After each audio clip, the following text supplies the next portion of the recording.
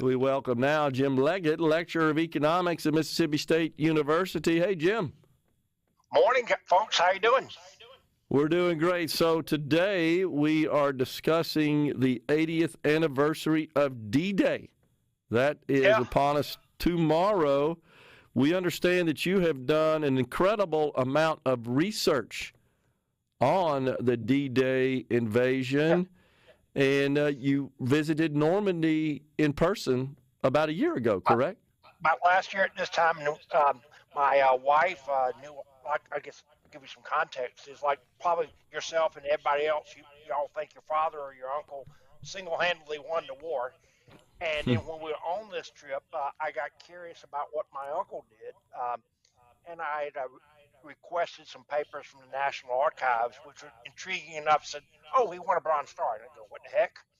And then one of the fellows on the trip told me what to go look for, and 55,000 words. I think I figured it out. And there was always a rumor within our family that he was somehow associated with Patton, and he was somehow associated with the Battle of the Bulge. The answer is yes on both accounts, because I can trace it out. And Wow. then, I think, as Michelle said earlier, having tried to figure out what he did, as well as having been to these places, you can't look at them the same. I always was interested, but it's a whole different experience. Like this morning, they had really moving, like 4 or 5 veterans on the beach. Wait a minute, that's Omaha Beach, Dog Green sector. The same place that Saving Private Ryan was inspired by. So, yeah, exactly. So I mean, how long have you been researching this? When did you what encouraged you to do that? What was the inspiration? Well, we're going on the trip, and I just kind of want to know what he did. So as a lark, you can request service records from the government, and then I got a discharge paper and a typical government phrase, something to the effect, "Well, we got more information, but we don't have enough resources. We're busy. Go away." Well, that's not what he said, but that's kind of what he took. I wasn't willing to take that for an answer. And then I found out what the process was. I got certified as a researcher at the National Archives, and I made a trip to St. Louis. And what's really fascinating about this, there was a fire there in 73 that destroyed about 80% of the records. So millions of stories lost, but that's not the full story. A bunch of records were damaged, and they went through a very elaborate preservation process and kind of set them aside. And my uncle's file was in that, so I can tell you when he went to the infirmary. Huh. And then there's a piece of paper that shows you all the units he was in. And once you figure it out, it's brute force. And then the other thing that's interesting is I guess they had to give people something to do during occupation. They wrote unit histories. And from that, you can just start running. And then I went to the National Archives in D.C., found all kinds of fascinating stuff. To answer your question, I got serious about it end of August, and I've been churning away ever since. It's like, I have to do my paying job right now. Yeah. And it's fascinating to understand that stuff. And what you find out, yes, he did serve in an underappreciated element of the Battle of the Bulge, and he was with Patton for 3 weeks. That still counts, right? So I think part of it is, I can't stand the mystery, and part of it, I guess, is personal, and plus having been to those places. Now, here's one for you. On our trip with the museum, you started at Normandy, went to Netherlands, came down by the Luxembourg Cemetery where Patton is buried, and then you go down to France in a delightful little village called Haguenau. If folks watch Band of Brothers, it was in the last episode. Turns out my uncle's division showers, the 101st Airborne, used them because they were like the studs by that point, Yeah. And so what I've learned is we cross similar paths. If you watched Masters of the Air, if you haven't, you should. At the end, they free up a armored division freeze a prisoner of war camp at Moosburg, which is outside Munich. 200,000 allies of all kinds, and Hitler had sent orders to kill them all. My uncle's division liberated those guys, and I can trace. He wasn't in the vanguard, but his company had headquarters in Moosburg for 5 days before they had to go on and move further. So as you can see, it's quite a fascinating personal story, and just another junior officer doing his job.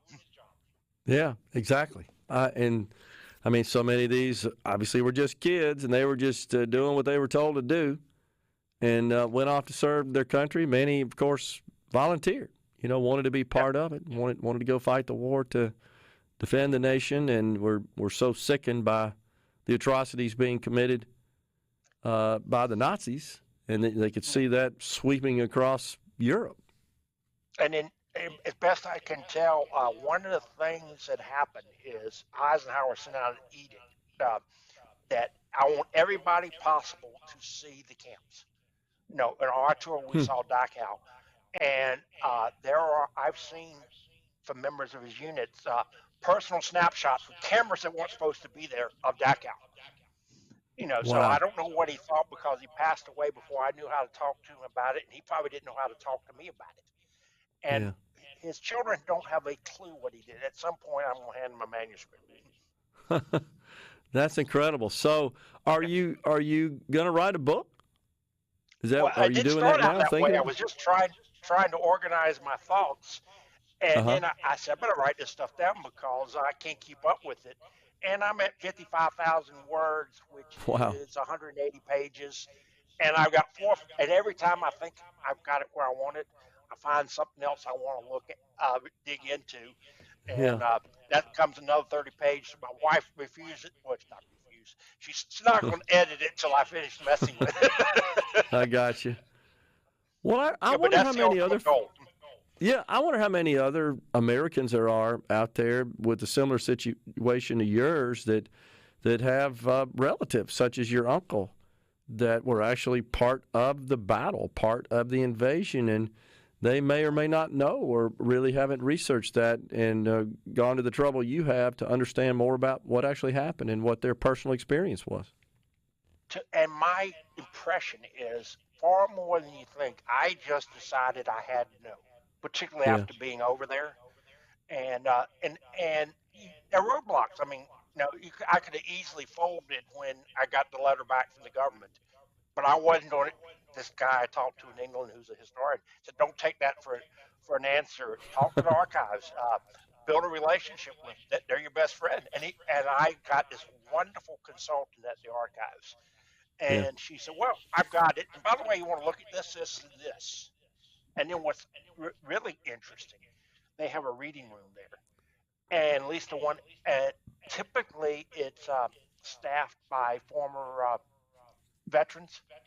And of course, they love solving puzzles. The guy who helped me was in the group that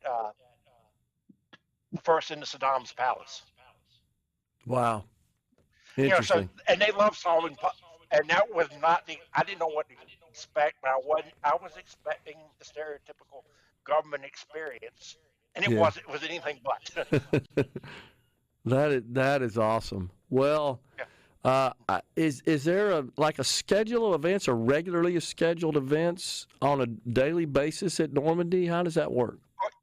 In fact, I was just looking at it. They've been going at this for about 12 days. And then you've seen parachute jumps, every armored vehicle you could ever think of. There were some pictures I saw of a ferry coming from England, basically the route many of them took. And by the way, we took the same route, loaded up with all kinds of vehicles. The Olympic frame torch pass either through St. Mary de Lise or another one. The cemetery, you probably have seen the scene from Private Ryan. Yep. It is one of the more powerful places. And that's what I've heard. The reverence. They maintain things. Like they clip around each one of the monuments by hand. They don't use a weed eater. Unbelievable. Wow. Jim, it's fascinating, man. Appreciate it. I can't wait to read your book. At what point are you going to stop? Well, probably when somebody says you got some pony, or when I get tired of blaming. I got you. Well, we appreciate it, and tomorrow is a big, important day in our nation's history, the 80th anniversary of D-Day, and we certainly will be thinking about all those who paid the ultimate sacrifice on that day and those that just went into the belly of the beast to defend our nation and protect our freedoms. Thanks, Jim. Appreciate it. And did their job. Absolutely. Appreciate it. Yep, we're coming right back, folks, in the Element Well studio.